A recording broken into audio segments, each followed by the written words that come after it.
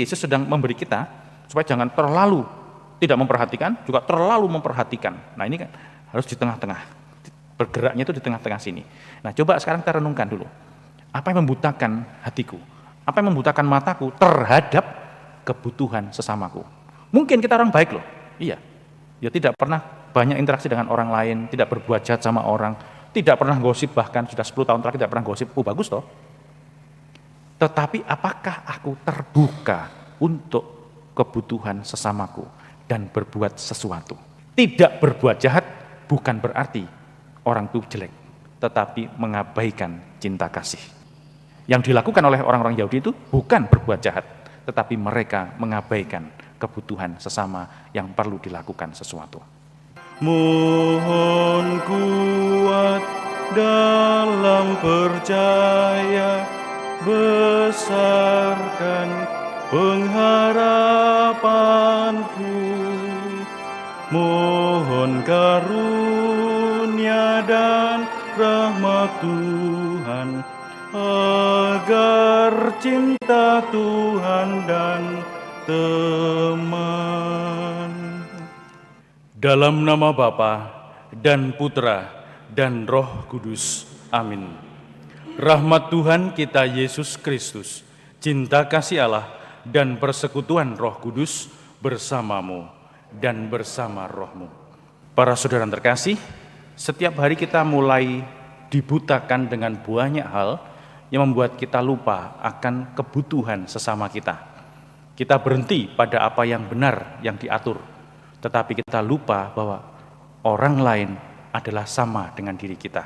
Nah, mari di awal Ekaristi ini kita hening dulu sejenak. Kita melihat kembali hidup kita masing-masing. Apakah hidupku terus-menerus berani terbuka terhadap apa yang diperlukan oleh saudara-saudari kita yang lain? Tuhan Yesus Kristus, Engkau diutus untuk menyembuhkan orang yang remuk redam hatinya. Tuhan, kasihanilah kami. Tuhan, kasihanilah kami. Engkau datang untuk memanggil orang yang berdosa. Kristus, kasihanilah kami. Kristus, kasihanilah kami. Engkau duduk di sebelah kanan Bapa sebagai pengantara kami. Tuhan, kasihanilah kami. Tuhan, kasihanilah kami. Allah yang Maha Kuasa Bapa kita, mengasihani kita, mengampuni dosa kita, dan menghantar kita ke hidup yang kekal. Amin. Marilah kita berdoa.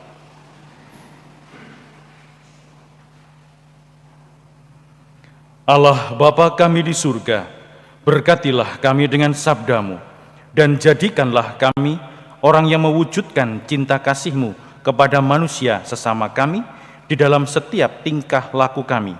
Berkat Yesus Putra-Mu terkasih yang membimbing kami menempuh jalan-jalan-Mu. Sebab Dialah Tuhan dan pengantara kami yang hidup dan bertahta bersama Dikau dalam persekutuan dengan Roh Kudus, Allah sepanjang segala masa. Amin. Pembacaan dari surat Rasul Paulus kepada jemaat di Roma. Saudara-saudara, kita ini orang berutang, tetapi bukan kepada daging, supaya hidup menurut daging. Sebab jika kalian hidup menurut daging, kalian akan mati. Tetapi jika oleh roh kalian mematikan perbuatan-perbuatan tubuhmu, maka kalian akan hidup. Semua orang yang dipimpin oleh roh Allah adalah anak Allah. Sebab kalian menerima bukan roh perbudakan yang membuat kalian menjadi takut lagi, melainkan roh yang menjadikan kalian anak Allah. Oleh roh itu kita berseru, Aba ya Bapa. Roh itu memberi kesaksian bersama-sama roh kita bahwa kita ini anak Allah. Dan kalau kita ini anak, berarti juga ahli waris, yakni ahli waris Allah sama seperti Kristus.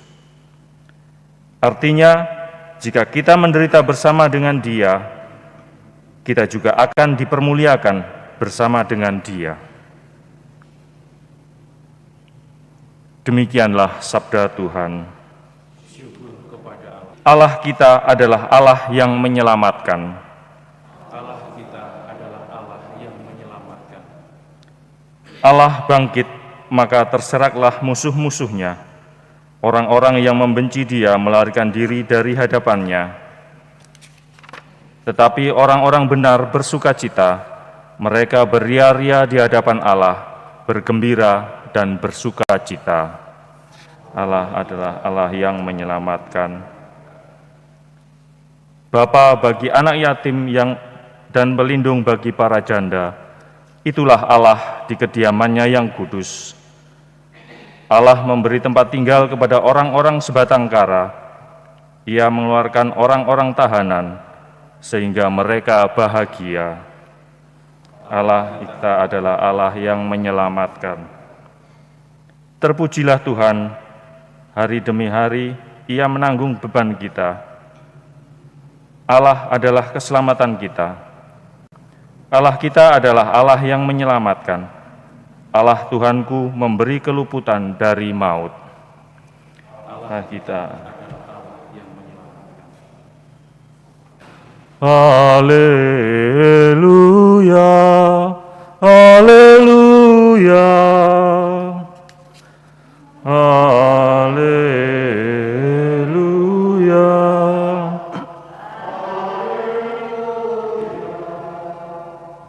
Sabdamu ya Tuhan adalah kebenaran. Kuduskanlah kami dalam kebenaran. Haleluya,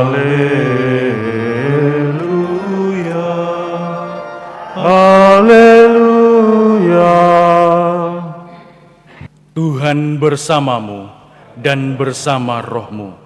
Inilah Injil suci menurut Lukas. Dimuliakanlah Tuhan.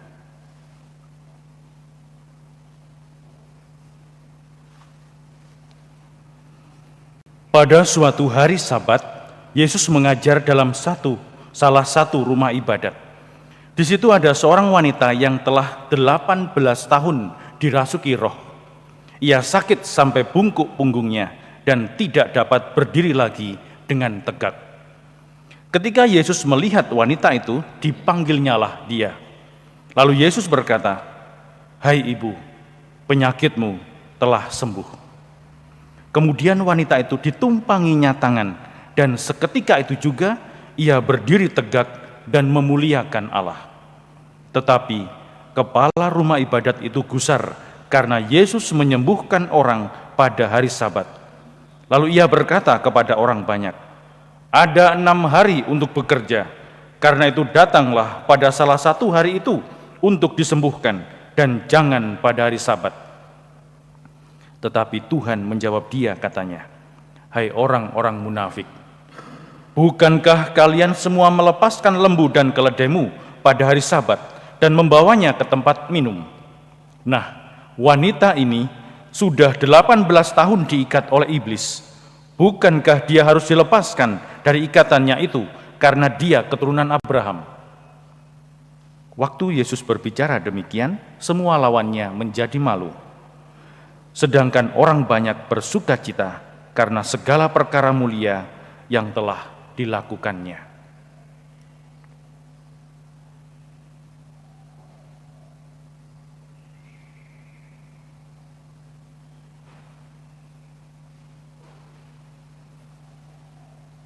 Demikianlah sabda Tuhan, terpujilah Kristus.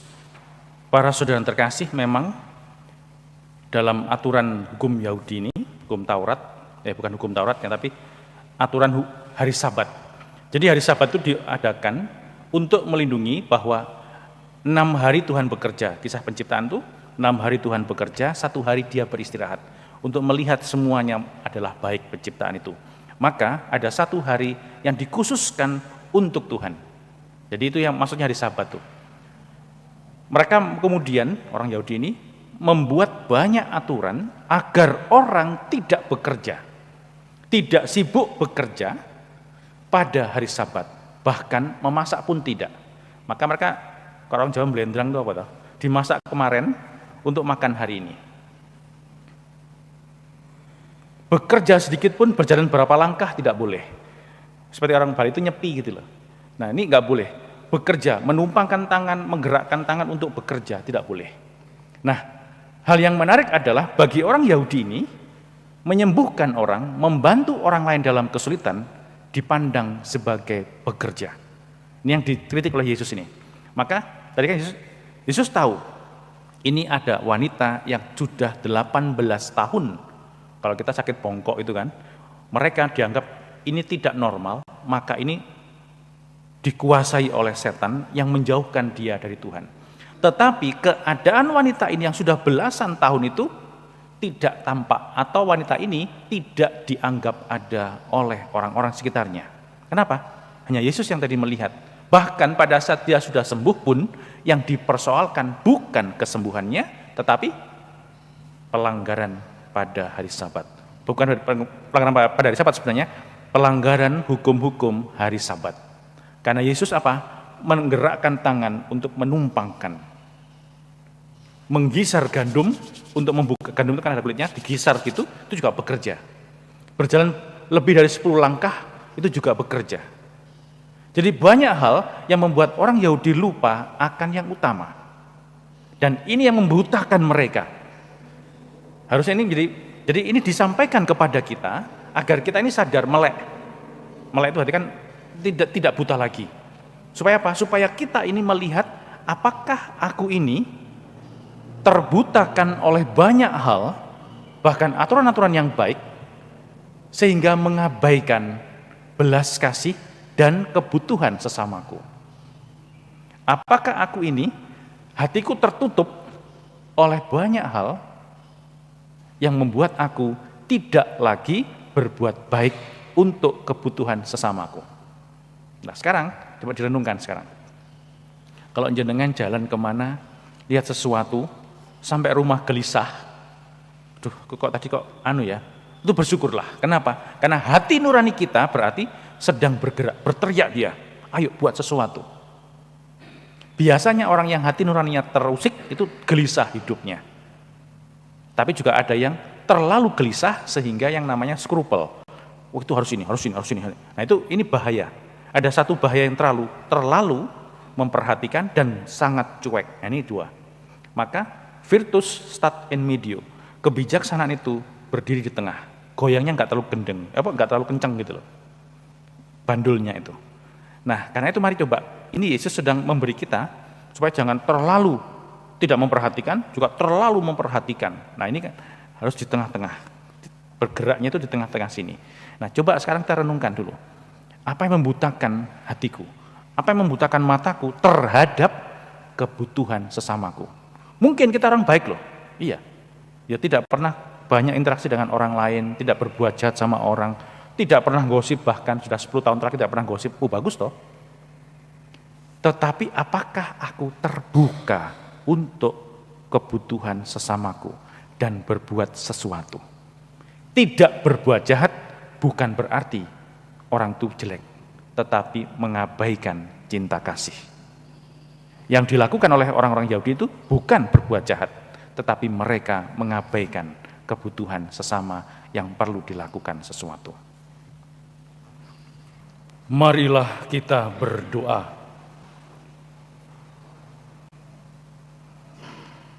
Allah Bapa kami di surga, kami bersyukur kepadamu karena telah Kau perkenankan hidup sebagai putra cahaya. Semoga Kau singkirkan kegelapan dosa dan kejahatan yang membutakan hidup kami, dan semoga kami Kau limpahi dengan keselamatan yang telah Kau janjikan, demi Kristus Tuhan dan pengantara kami. Amin. Tuhan bersamamu dan bersama rohmu. Semoga Allah yang Maha Kuasa memberkati kita semua, dalam nama Bapa dan Putra dan Roh Kudus. Amin. Para saudara yang terkasih, dengan demikian Ekaristi Kudus kita telah selesai. Syukur kepada Allah. Pergilah kita diutus. Amin.